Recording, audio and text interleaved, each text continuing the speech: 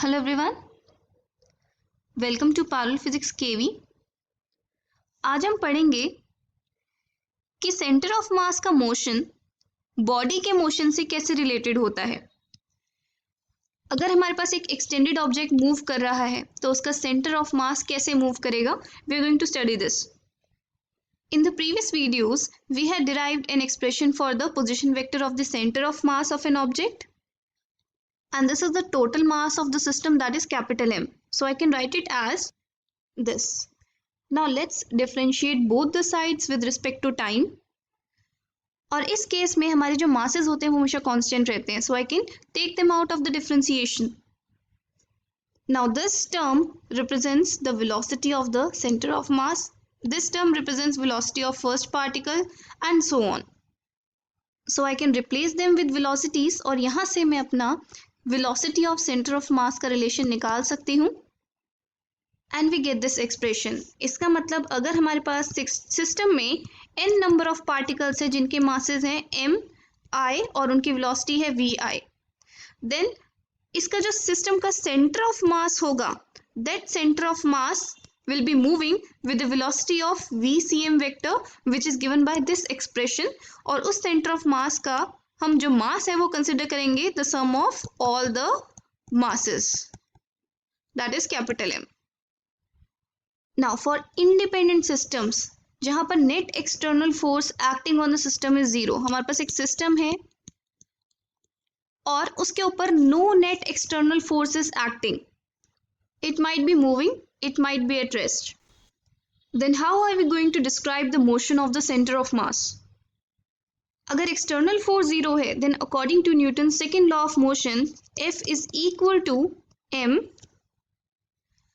times the rate of change of the velocity of the center of mass. This is equal to 0.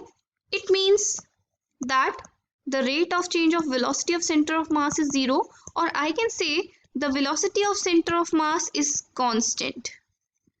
इसका मतलब center of mass constant velocity से move करता रहेगा.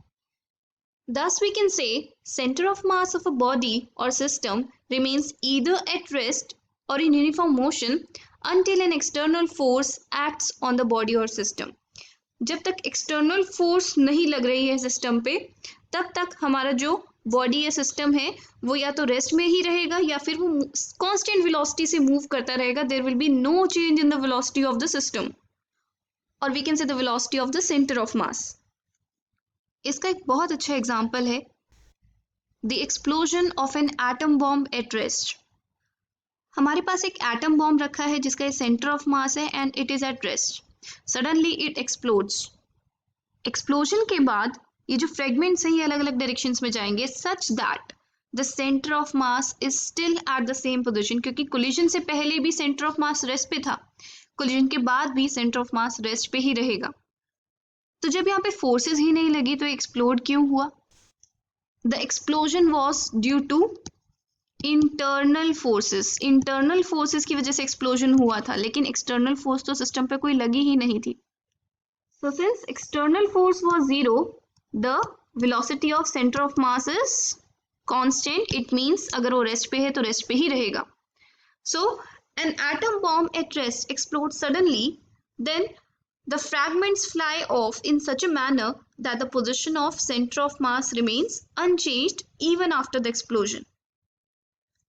Now if we throw this bomb in a projectile motion and in the mid-air it suddenly explodes, then the fragments will move away in such a manner that the center of mass will still complete the parabolic trajectory of the projectile motion. So when a projectile is thrown in an angular projection, its center of mass follows projectile path even after disintegration in midway. ऐसा इसलिए क्योंकि explosion किस वजह से हुआ था? Internal forces की वजह से. So external forces, the net external forces was zero.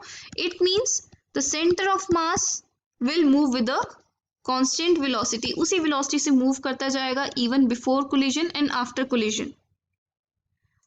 So this was all about the motion of center of mass in the absence of external forces.